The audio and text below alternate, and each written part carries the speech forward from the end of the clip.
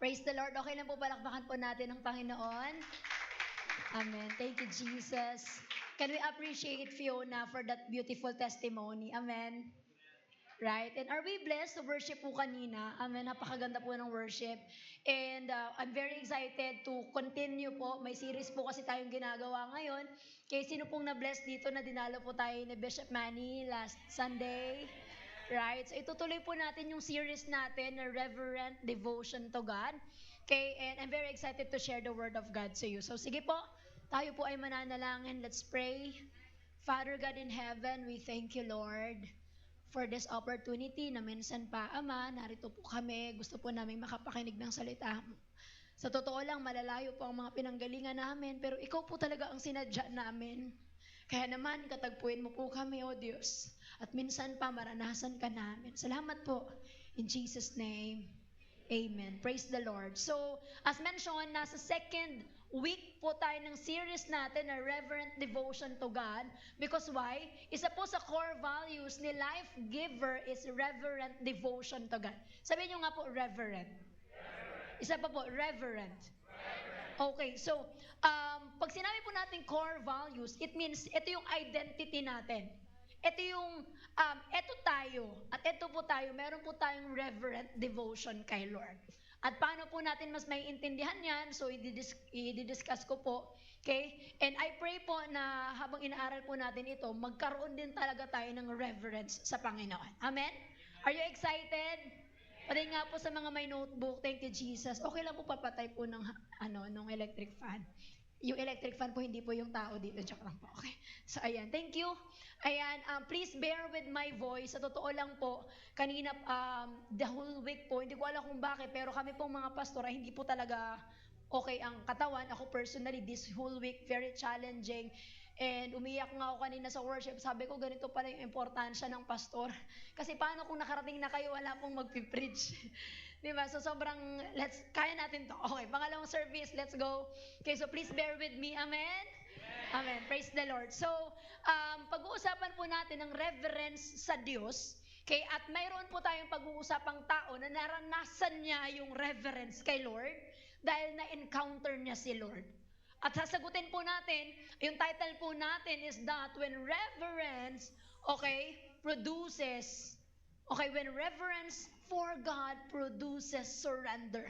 Ano ang gagawin mo pag na-encounter mo si Lord? Ay naku po, surrender. Sabi mga surrender. Okay, so yung pala yun. So let's discover that. Okay, Isaiah 6 verse 1 to 8. Okay, tanungin nyo kung bakit Isaiah, kasi hindi po siya malungkot. Sinabi na yun kanina, sana makuha nyo din. Okay, in that year, the king Uzziah died. So ang hari po pala ay namatay. Okay, at sabi niya, I saw the Lord. Sabi nyo nga, I saw. At ang nakita ni Isaiah, ganito, nakita niya ang Diyos high, exalted, seated on the throne. Nakaupo, Diyos na nakaupo sa trono, okay, and the train of His robe filled the temple. At sa taas niya daw, above Him were seraphim. Sabi niyo, seraphim. At yung seraphim daw na yon, each with, ilan po ang wings? Ilan po? 6. At yung dalawa daw na wings naka-cover sa mukha. Tama? Right? Imagine. And then yung dalawang wings saan naka-cover? Sa paa. Okay, at yung dalawa ginagamit sa paglipad. Okay, nakukuha natin. Right? At sabi sa verse 3, and they were calling to one another, Holy, holy, holy is the Lord Almighty. And the whole earth is full of His glory. Yun daw yung ginagawa ng mga seraphim, wala nang iba. Okay, at sabi sa verse 4, at the sound of their voices, the doorpost and threshold shook and the temple was filled with smoke. So ito po yung actual na nakita ni Isaiah. Are you with me? Okay? At alam nyo po, tingnan po natin sa verse 5 kung ano pong reaction niya nung nakita niya yon. Gusto ko basahin nyo yung unang 3 words sa verse 5 ng may emotions. Okay ba yon? Okay, so basahin nyo nga 1, 2, 3. Medyo kulang pa. Dapat mahigitan niyo yung first service kanina. 1, 2, 3. Sabi niya, woe to me! Nakakahiya ako, hindi ako karapat dapat. Umiyak pa siya, okay lang umiyak. Okay, gagayahin niyo ba yun? Okay. So umiyak siya, sabi niya, I am ruined, for I am a man of unclean lips. Para yung bibig ko, idamay ko ng mga kasama ko, and I live among people of unclean lips. Tapos nakita ko si Lord, the God Almighty.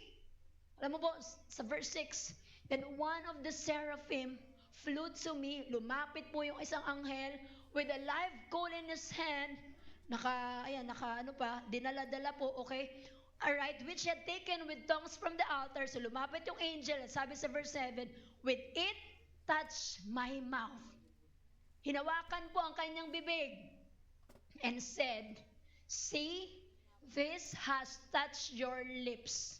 Your guilt is taken away and your sin atoned for. Pinatawad ka na sa kasalanan mo, and after po niyang malinis, narinig niya ang boses ng Diyos. Then I heard the voice of the Lord saying, whom shall I send, and who will go for us? And Isaiah said, here I am, send me. Ito yung moment na ni-reveal ni Lord yung sarili niya. Kanino? Kay Isaiah. God reveals Himself. Kailan daw nangyari yon? By the time po na namatay po si King Uzziah. Right? So bakit ba? Bakit importante? Kasi po, listen, tingin kayo sa akin. Alam niyo po, itong hari na ito ay 50 years pong namuno. At sa panahon niya, maayos pang pamumuno niya. Imagine namatay yung leader na nagpapatatag sa bansa. Tiyak, masishaken ka. Yung parang namatayan ka ng leader na inasahan mo for the longest time. Hello? Pero alam niyo po, nung nakita niya yung trono ng Diyos, hindi uncertainty ang nakita niya, kundi nakita niya na pwedeng mawala ang earthly king, pero ang tunay na hari nakaupo pa rin sa trono. Hello? Okay? Doon po nagsimula yung life-changing encounter ni Isaiah. And I'm gonna share that to you. At dito po natin makikita ang one important truth of a Christian life. Listen, reverence to God is a result. Sabi mo nga result. Resulta daw ng ano? Of a real encounter with God. Magkakaroon ka pala nung ganong pakiramdam. Sa Tagalog, kung totoo mong na-encounter ang Diyos, ang resulta po nito ay reverence. Ano? At kapag na-encounter mo si Lord, ang mapuproduce mo surrender. Are you excited? Amen? Okay, so 3 bagay po, 3 things about reverence to God. Okay, una po, okay lang babasahin nyo, 1, 2, 3. Everybody say holiness. Nagsisimula daw, or nagsisimula pala ang reverence, alright, sa Diyos, kapag nakita mo na banal at malinis ang Diyos. Kasi why? Reverence is more than respect. Yung papasok ka ng bahay, o kaya nakita mo si ate, hi ate. That's respect, tama? Pero sabi dito, reverence is more than respect. Hello po. You see the difference? Yung hindi mo siya kayang bastusin. Hello, it is a deep, holy awe. Yung grabe po. Yung namamangha ka, na-amaze ka kay Lord. Oh, grabe po. Hello, are you with me? Gesture pala siya. Okay, na naiintindihan mo na hindi ako karapat-dapat, and you see yourself very, very small. Bakit? Kasi you are in awe of that God. And if you are in awe of that God, it will change the way you think. Mababago yung paraan mo ng pag-iisip. Mababago yung paraan mo ng pamumuhay, at mababago din po ang paraan mo ng pag-worship. Maraming tao ganito mag-worship eh. I worship you, Almighty God. May respeto, tama? Okay? Pero iba yung I worship you. You see, that's reverence. Yung pala yun, yung hindi mo kayang tumagal sa presence ni Lord, hindi mo siya tatayuan lang, luluhuran mo siya kasi nanginginig ka sa presence ni Lord. It is a posture of a heart, posisyon ng puso na nare-recognize mo kung sino si Lord. Holy si Lord, sovereign si Lord, loving si Lord, just si Lord, and worthy of all the glory. Na hindi niya deserve yung maliit mong worship. Na hindi niya deserve yung papetiks-petiks mong lifestyle. Kasi deserve niya yung glory sa buong buhay mo. Amen? Amen? Kaya sabi na Isaiah, I saw the Lord high and exalted. Sabi niyo nga po high. Sabi niyo po exalted. Alam niyo po itong dalawang salitang ito ay ang laki, ang bigat. Because why? Nung nakita niya si Lord high. Meaning, listen, karespeto, mataas, hindi mo maabot, hindi ka pwedeng magtampo. Kasi hindi kayo magka-level. Hello? At ano pa? He saw the Lord exalted. Nung nakita ni Isaiah yung vision, lahat na nandun sa langit, wala pong ibang ginagawa kundi exalt. Itaas. Itaas ng itaas ang pangalan ng Diyos. And again, nangyayari po ito lahat nung time na namatayan sila ng leader. Pagpapakita, sinasabi ni Lord Isaiah, hindi mo problema kung magpalit ka ng presidente o ng hari. Bakit? Kasi hindi naman nawawala ang Diyos sa upuan niya, sa trono niya. Amen. Meaning to say, ang Diyos mo nakaupo sa trono and He is in control. Makapangyarihan siya at hanggat kahit pa magbago ang presyo ng diesel, ang trono ng Diyos hindi nagbabago. Amen. And to give you a visual, ito po pina-generate natin, ChatGPT. Hindi yan yung exact. Wala pang cellphone nun, hindi niya na-picturean, di ba? So, or bawal ba? Hindi ko alam eh. So, ito at least, no, we have a glimpse. We have a glimpse of what it looks like, yung nakita po ni Isaiah. There's a fire and shining God who is seated on a throne, who is in control of your life, who is reigning in your life, na hindi ka pababayaan. Are you here? Amen? At hindi lang po yan, may nakita po siyang mga seraphim. Sabi niyo nga, seraphim. Okay? At ilan daw po yung wings? 6. Alam niyo po, seraphim, sila po yung mga heavenly beings, angels yan sila. Okay? At ayan po yung itsura nila. 6 yung wings, yung 2 daw, saan nakatakip? Okay, nakatakip sa mukha, sa mata. And you know what? This speaks of reverence. You cannot look God eye to eye.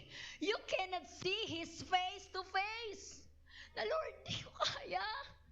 He is full of light. Hindi mo kayang tingnan ng Diyos. Yung mga seraphim, nandun sila sa langit, wala silang ibang ginagawa kundi i-worship si Lord. Pero never silang napamilyar. They sit with the Lord. Holy, holy. Are you with me? Okay? Yung mga angels na to nagwo-worship kay Lord pero hindi nila matingnan dahil sa reverence. When I research, paano ba tinatrato ng mga monarchs, yung hari nila, alam niyo po, nakita ko, lalo na sa ancient Rome, even mga aristocrats, mga mayayaman, mga may posisyon, they avoid direct contact with their emperor or else paparusahan po sila. Ganon din po sa Imperial China, Japan, and Korea. They make sure pag dumaan yung hari o kaya nandyan pa yung hari, nakabaw sila na ganyan.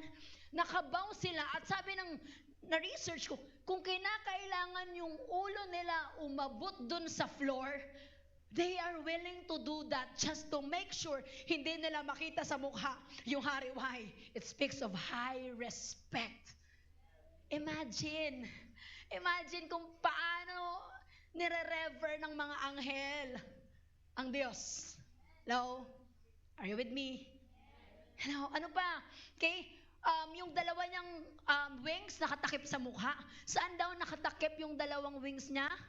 Sa paa. And church, it speaks of humility. Sabi niyo nga, humility. Na dahil may respeto ka sa Diyos, sila ay nagpapakumbaba. Lord, hindi tayo level. Hindi tayo level, Lord. Maglilingkod ako sa iyo. Servant mo lang ako. Hindi tayo pantay. Hello? Yung pala yun. At yung dalawang wings naman daw, lumilipad, right? And speaks of service. Because naintindihan mo na deserve si Lord. Hindi kami magka-level ni Lord. Magpapakumbaba ako. At ang resulta doon, maglilingkod ako sa Diyos. I'm gonna serve God. Imagine, church, yung mga heavenly beings may reverence sa holiness ng Diyos. Tayo pa kaya? Angels have reverence to God. At sa vision ni Isaiah, nakita niya yung mga seraphim kumakanta. Anong sinasabi? Holy, holy, holy is the Lord Almighty. Alam niyo, nung inaaral ko to, sobrang bigat pala ng salitang holy. Because yun yung language nila dun sa langit. At hindi lang isang holy yung binanggit. Hindi lang dalawa, kundi tatlo. And when I research about this, what does it mean? Write it down. Wala yan sa PowerPoint. Write this down. Because it speaks of superlative holiness of God. Ladies and gentlemen, sobra, sobra, sobra, sobra, sobra, sobra, sobra, sobra, sobra, sobrang banal ng Diyos. Superlative. Na hindi siya dapat binabastos, na hindi lang siya inuupuan, niluluhuran siya. Sobra, sobra, sobra, sobra. Lahat po ng sobra. Ganun po ang kabanalan ng Diyos. Bakit ka magkakaroon ng reverence kay Lord? Kapatid, sobra, sobra, sobra, sobra, sobrang banal ng Diyos. Amen? Ganun pala yun, pag nakita mo ang holiness ng Lord, hindi ka magiging casual sa Kanya. Hello? Totoo yun, naririnig natin minsan, sasabihin mo, alam mo, best friend ko si Lord, ha? Love, kami, boyfriend ko si Jesus, ganyan. Wala akong problema doon, pero balansehin natin. Teka lang, baka naman kinakasual mo na lang din si Lord. Na nagtatampo ka pag hindi ka nasagot. Lord, tampo naman ako sa'yo, hindi mo sinagot yung prayer ko. Bakit? Hello? Let us be reminded na sobra, sobra, sobra, sobra, sobrang banal ng Diyos. He is high. Hindi kayo magkapantay. Huwag ka mag-inarte dyan. High, exalted, seated on the throne. And I think, sana magbago po yung kind ng worship natin kay Lord. Huwag natin casualin si Lord. Magkaroon tayo ng reverence kay Lord. Amen? Are we learning? Are we learning po? Amen? Kaya ano yung number 1 natin? Reverence is born when we see God's holiness. Bakit hindi natin gawin na every time papasok ka dito sa church, imbes na LED ang makita mo, ma-visualize mo yung trono ng Diyos na nag-aabang sa'yo na i-worship mo siya, at yung trono na yung pinapalibutan ng napakadaming anghel, sea of angels. At ikaw mag-worship ka, makikisingit ka lang doon. So gagawin mo lahat, magpapapansin ka, tatalon ka, ibubuhos mo yung puso mo kasi, Lord, pansinin mo ako. Mag-worship ako dito. Amen. Amen. And I pray, whenever you close your eyes, you have a mental picture of the God that we serve who is seated on a throne, high, exalted, over the earth. Palakpakan nga po natin ang banal na Diyos. Thank you, Jesus. So that's number 1. Number 2, when we see God's holiness, we see our sin.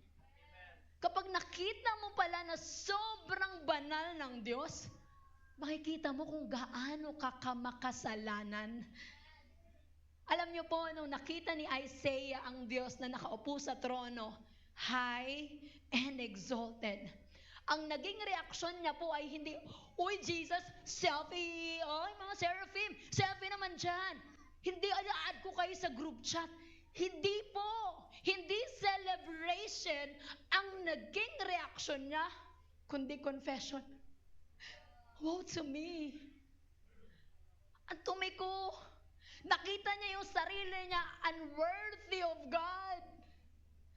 Sabi niya, woe to me, I cried, I am Lord, madumi ako at yung mga nasa paligid ko sobrang dumi. Tapos nakita kita? Hello?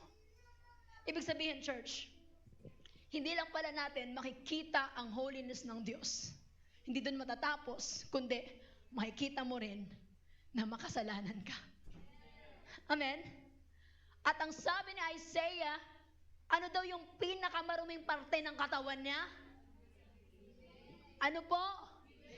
Ano po ito? Bibig. Ang bibig ng tao ang nagpaparumi ng kanyang buong pagkatao.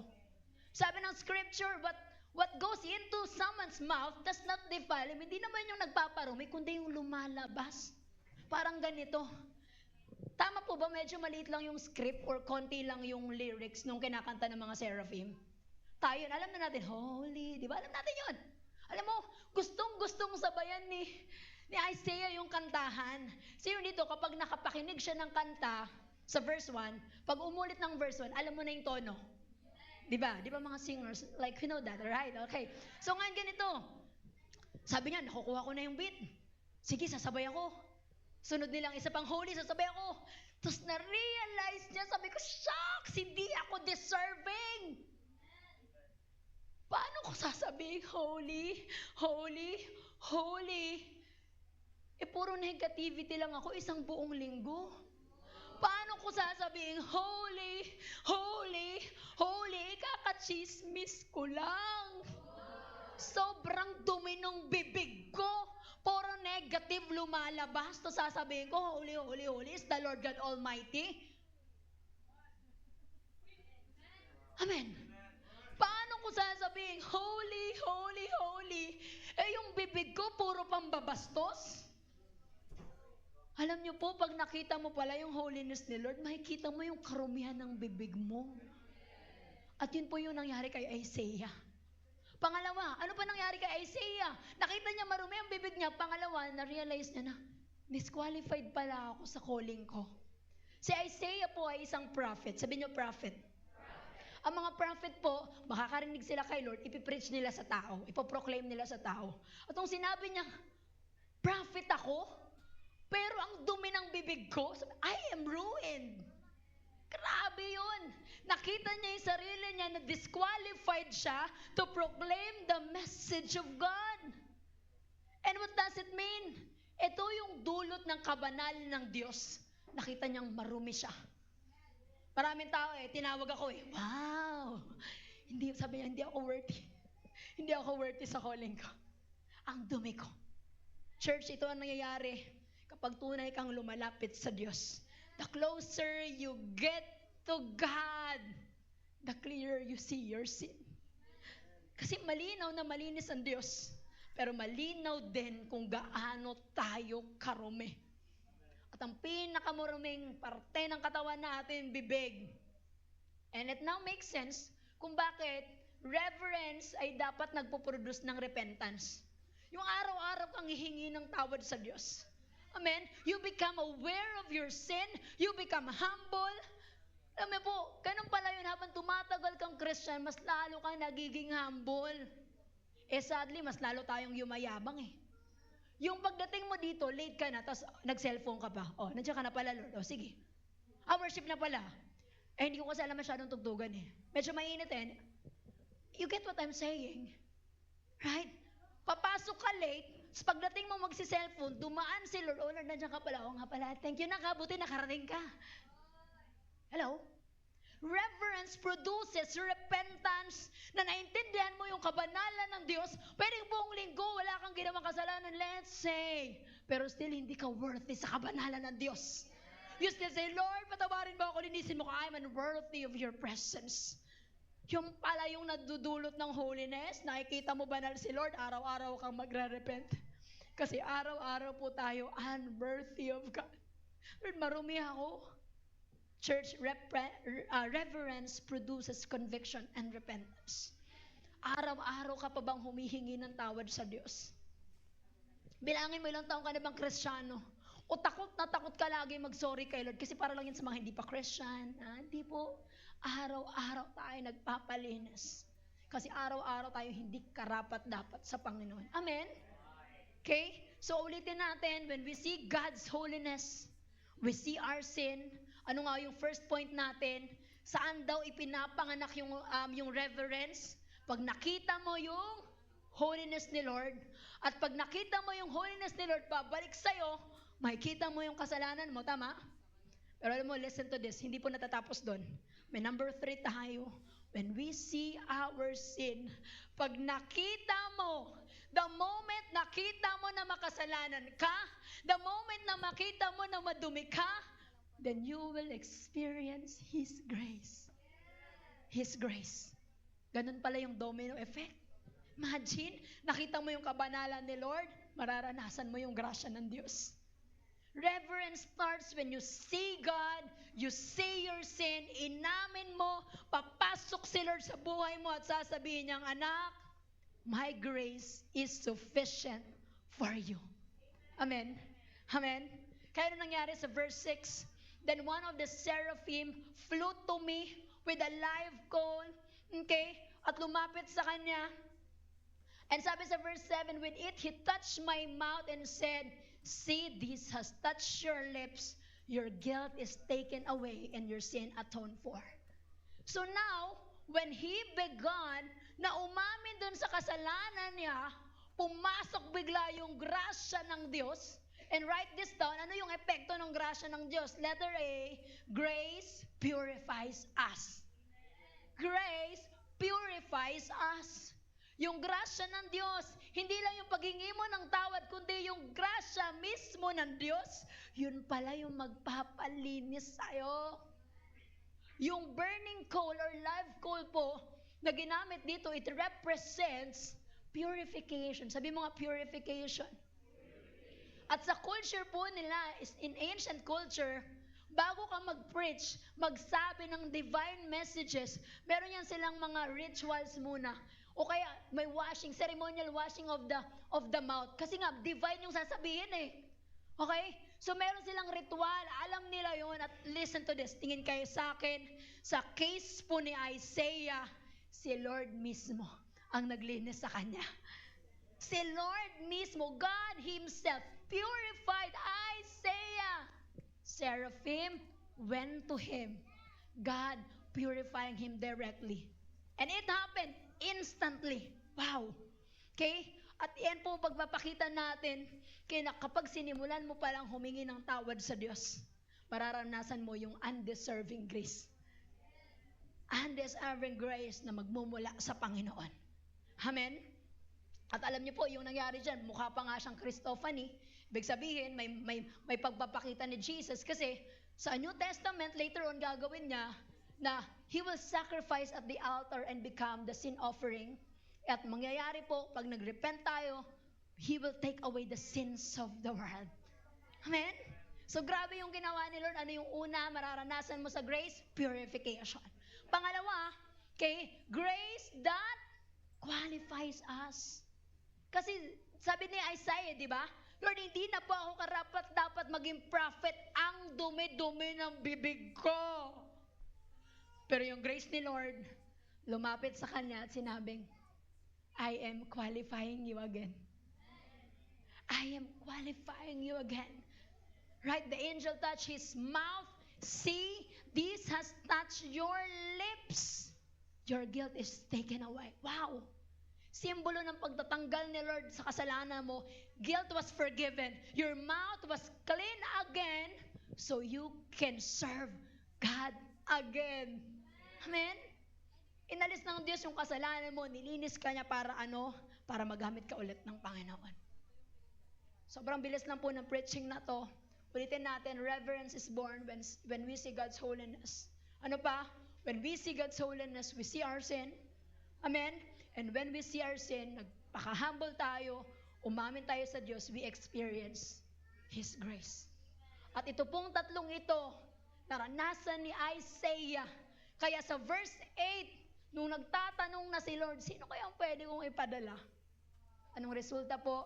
The word is surrender. Sabi mo nga surrender. Isa pa po, malakas. Surrender. Everybody say surrender. Surrender. Ano po ang resulta? Bakit? Right? Because in verse 8, nagpaparinig na si Lord, sabi niya, Sino kaya whom shall I send? And who will go for us? Alam niyo po, pambihira yung sagot ni Isaiah. And I said, here I am, send me. Listen, sabi, here I am, send me. And I have to say this again, hindi po pinilit ni Lord si Isaiah na mag-say yes. Hindi rin siya tulad ni Moses na nagtanong pa, Lord, mahirap ba dyan? May mapapala ba ako dyan? May kasama ba ako dyan? Saan ba yan? Malayo ba yan? Makikinig ba sila? No. Nung nagtanong si Lord, sino ang willing? Taas agad siya ng kamay. Dahil naranasan niya ang holiness ng Diyos, nakita niya yung karumihan niya, naranasan niya ang grace ni Lord, kaya ang sagot niya, here I am, send me. Can you shout that? Here I am, send me. Yung pala yun. Hindi siya nagtanong kung mahirap ba, hindi siya nagtanong kung saan. Ang una niyang ginawa, surrender. Surrender. Grabe po ang dulot kapag nakita mo ang holiness ni Lord. May reverence ka. Kapag may reverence ka kay Lord, automatic yung surrender mo. Automatic. I am done. Automatic na, Lord, sige, game ako dyan. Mission ba yan? Game ako dyan. Church, look at this. Hindi po pala mahirap hikayatin o tawagin ang isang tao na may reverence kay God. Kasi nakita na yung holiness ni Lord. Nakita niya na marumi siya. Pero quinalify siya ni Lord. Sabi niya, sino ako para hindi magpagamit sa Diyos? Sino ako para mag-no kay Lord?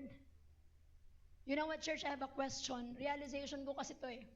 Okay lang ba flash natin, tapos kayo magbasa niyan? Kaya ba siguro mahirap tayong tawagin dahil wala na tayong reverence sa Kanya?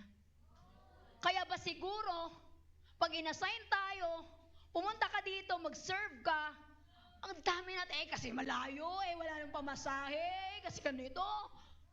Dami nating rason. Dami na, kasi intindihin mo naman. Alam mo, naiintindihan ako ni Lord. Oh, sige lang, tuloy mo yan. Sobrang banal ng Diyos. Alam niyo po, ang taong maraming dahilan, hindi niya nakikita ang holiness ng Diyos. Wala siyang reverence.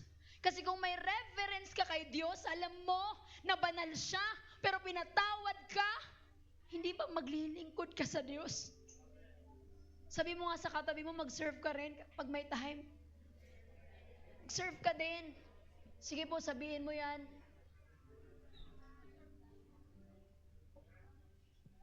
Ulitin ko yung tanong. Kaya ba siguro hanggang ngayon, hinihila ka pa din papunta sa service mo kay Lord? Kaya ba siguro hanggang ngayon, kailangan ka pa rin kumbinsihin na parang kailangan natin mag-tumbling kaming mga pastor para lang makumbinsi ka mag-serve? May ministry fair po mamaya. Sana lang nakikita nyo na lumalaki yung church. Kung mag-e-expand tayo, kailangan po ng mas maraming ministers. Kung mag-e-expand tayo, maraming kailangan kakain. So, kailangan ng kitchen team, kailangan ng usher, kailangan ng media. Sobrang daming gagawin. Kailangan pa bang maging libre ang SOD para mag-enroll ka? Nag-add to cart ka nga, wala ka pang hawak na pera. By faith, babayaran ni mama. Pag SOD, alam mo na, wala pang ipon. Pasensya na, may hina kasing kita. Kapag kaping-kape ka, kahit hindi ka naman inaantok. Kahit kakakape mo lang, kape ulit.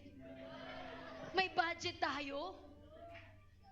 Pero pag kay Lord, nagbibilang tayo, kinikwenta natin, magkano na ba yung nabigyan? Ako, laki na pala. Pag para sa mga bagay na, iihi mo lang yung kape. Hindi ko sinasabi. Patatapos, kinain mo, mauubos lang yun. You invest for what is eternal. Deserve ni Lord, investan mo siya ng oras, panahon, puyat, buhay mo. Deserve ni Lord, nakaupo siya sa trono, high, exalted. Kung talagang totoong may reverence ka kay Lord, Hindi pa nga si Lord tapos magtanong. Ang sagot dito ako Lord. Ready to serve? Send me. May life group ba dyan? May one-on-one ba dyan? Wala pa ba nagdi-disciple doon? Pupuntahan ko yan. Ano pwede kong gawin? O ano sasabihin mo? Basta bahala na. I want to show God my reverence. Ito bang simbahan natin? Pag may nakita ka bang kalat pinupulot mo, si ano na yan? Sino? Sinisipa niyo ba sa likod?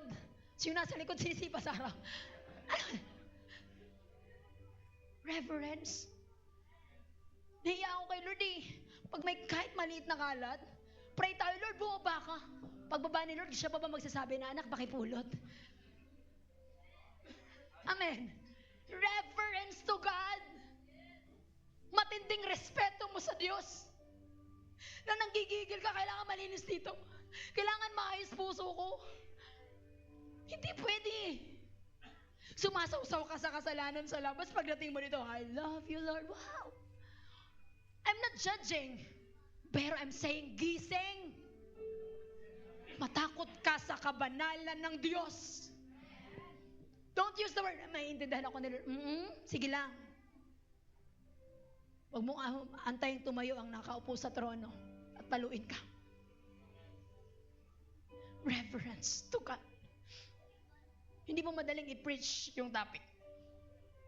But I hope after this preaching, you start to have a strong reverence to God that will lead you to surrender. That will lead you to surrender. Na, hindi na to tungkol sa akin. Hindi ka ba nababaliw doon na ang Diyos na nakaupo sa trono, mahal ka?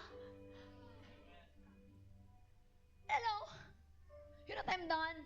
And if we have a change of mind today, that God is seated on a throne, I think mababago po yung buhay natin. Can we flash the picture? I think mababago yung way ng worship natin. And I pray, si Lord mismo, mag-create ng reverence sa atin. Alam niyo po, ang ganda po ng encounter ni Isaiah, tama? Sana all. Sana all, Lord, mga ganong encounter. Pero alam niyo po ba kung bakit ganun katindi yung encounter niya? Kasi po hindi madali ang magiging mission niya. Balik natin sa verses 9 to 13. Hindi ko nababasahin, gusto ko lang sanang ma-flash dito. At ito po yung magiging overview niya. Nung sinabi niya, yes Lord, ako, sama ako, send mo ko. Sumagot the Lord and sabi niya, then go and tell these people, Isaiah, pinakita ko sa iyo yung kabanalan ko. Pinakita ko sa iyo yung kasalanan mo. Pero pinaranas ko sa iyo yung grasya ko. Kasi ipapadala kita. At magpipreach ka sa mga taong hindi makikinig.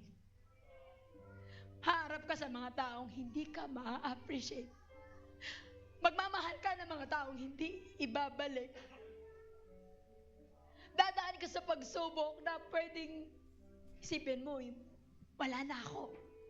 Alala mo, nakaupo ako sa trono. Nakaupo ako lagi sa trono. At sabi niya, Isaiah, gusto ko, tiisin mo lahat. Yung generation na to, napipreachan mo, hindi makikinig sa'yo. Walang huli, walang bunga, puro pag-iyak. Pero tumuloy ka. Kasi, ang gagawin ko, yung next picture natin, may ilan ako ititira.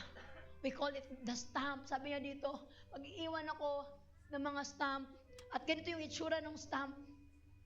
If the 90% of the people na sharean mo, hindi babalik sa akin, iiyak ka kasi hindi sila magre-repent. It's okay. May 10%. May mag-rise up ulit na generation na maniniwala sa akin, na mananatili sa akin at sasabihin, Isaiah, buti na lang nagpagamit ka sa Diyos. Isaiah, buti na lang.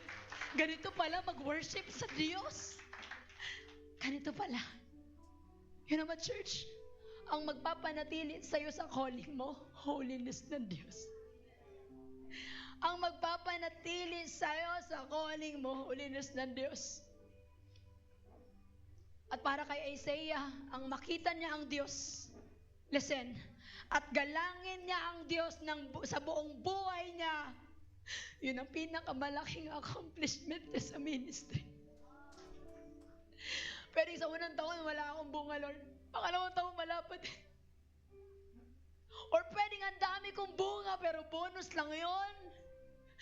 Ang pinaka-accomplishment ko, Lord, mabigyan kita ng paggalang na nararapat sa iyo. Mahalin kita ng pagmamahal na deserve mo. Alayan ka ng buhay kahit maubos pa ako. That's what God deserves. God is looking for people who will have an awe of Him.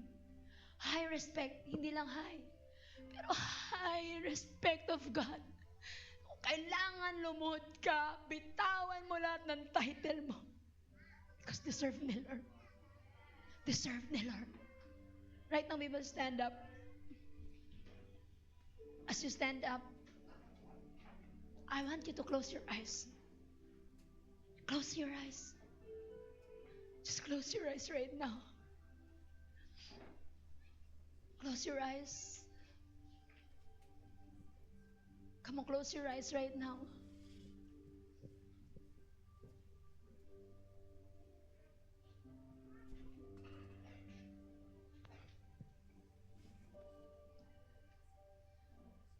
God is here. As you close your eyes right now,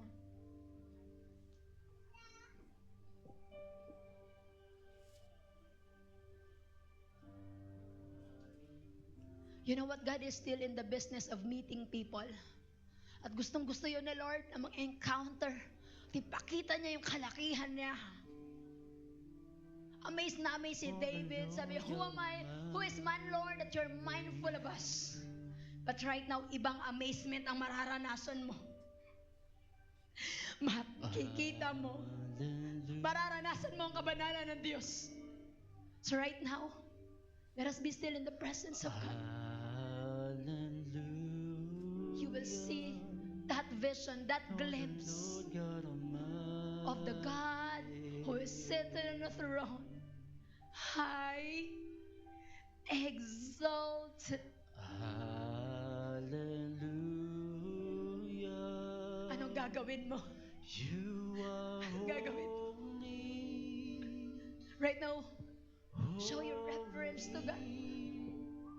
Show your reverence. Are you Lord God? High respect. Yung nanginginig ka sa presensya ng Diyos. Hindi mo siya kayang tayuan lang. Luluhod ka, magtataas ka ng kamay. Because that is a posture of our hearts. That Lord, you deserve it. That you are God, seated on the throne. Holy, holy, holy, holy are you, Lord. Come on, show God your worship right now. Show God your worship. What is the Lamb? Oh, you are holy, holy. Are you Lord God Almighty? What is the Lamb? What is the Lamb? Oh, you are holy, holy. Are you Lord God Almighty? What is the Lamb? What is the Lamb? Oh, you are holy, holy. Are you Lord God Almighty?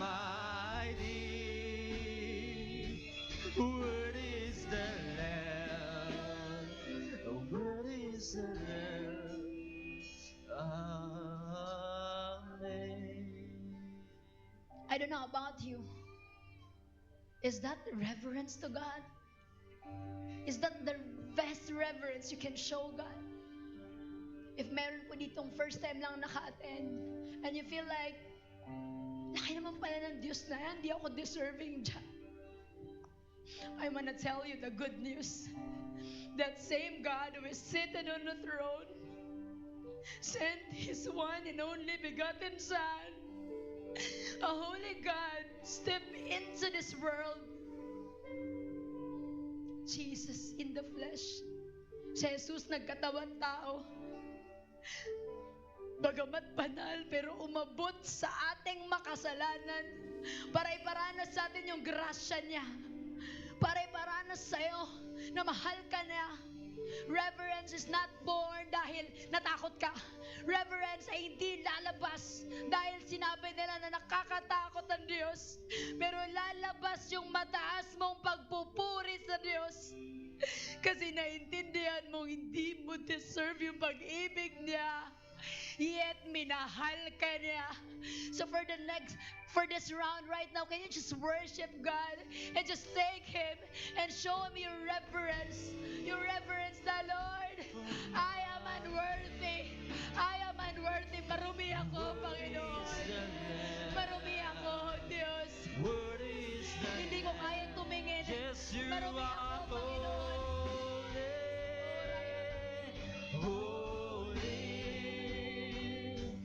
Are you Lord God? See your sin right now.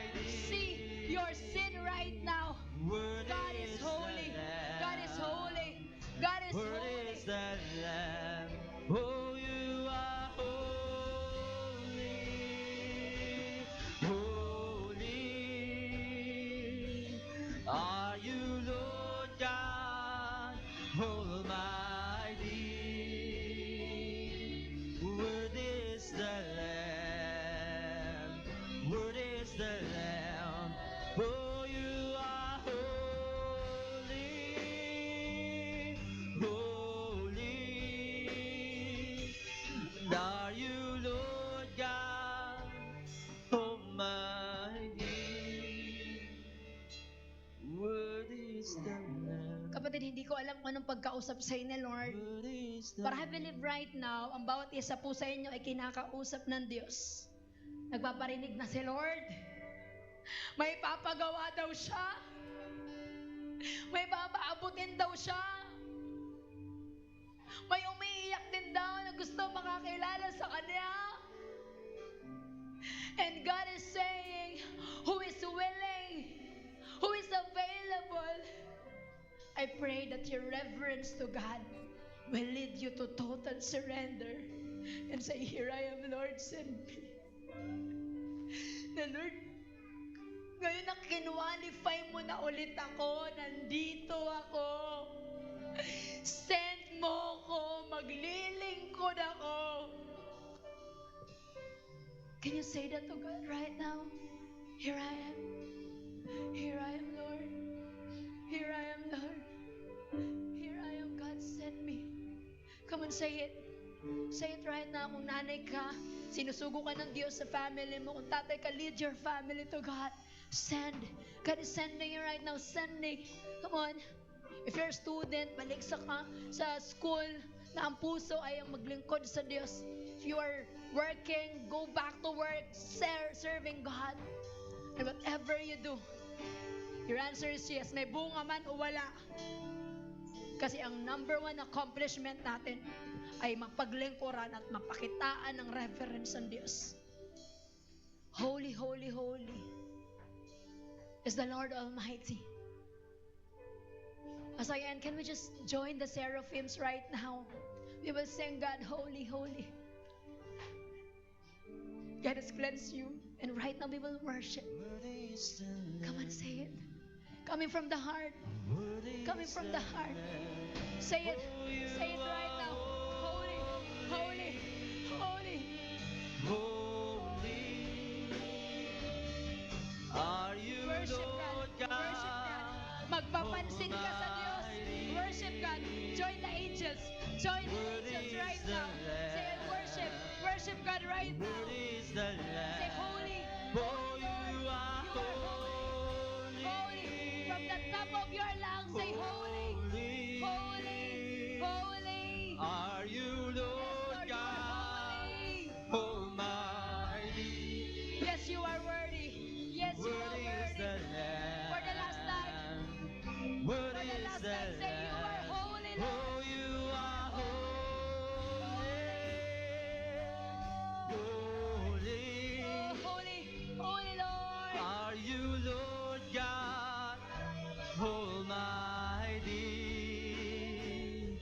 Worthy is the Lamb.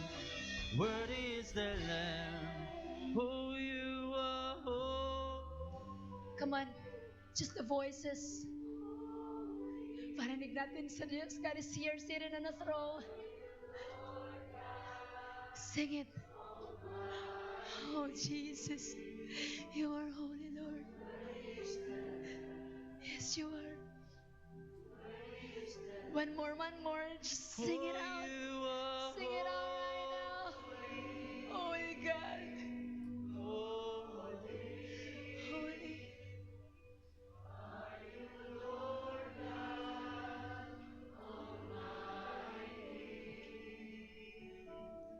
Worthy is the Lamb.